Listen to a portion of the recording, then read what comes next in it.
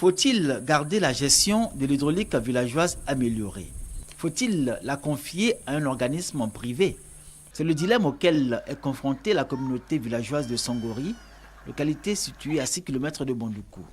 Le bilan 2012 de la gestion de l'hydraulique villageoise améliorée de ce village a révélé de nombreuses contrariétés face aux attentes légitimes des populations quand 5 ans plus tôt, Songori bénéficiait de l'eau potable grâce à la construction de son château d'eau. Le compteur qui sont abonnés là, on dit à 90 000 francs. Là, on leur a dit bon, de diminuer à ce que peut-être chacun puisse prendre le compteur. Quand on puise l'eau là, au moins une heure, bon, 90 minutes, déjà même, l'eau là est finie. Nous avons un problème d'eau.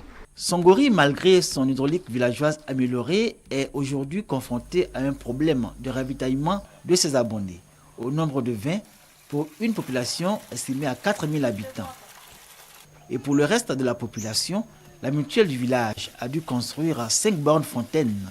Mais là encore, il n'y a pas suffisamment d'eau pour alimenter tout le village. On a proposé à ce qu'on diminue le prix du mètre cube. Par démonstration, on a trouvé que c'est les 450 francs qui sont mieux.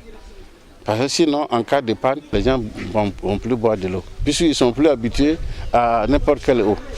Donc, on a oublié d'économiser pour attendre. On ne sait jamais quand les pannes vont surgir. Paradoxe.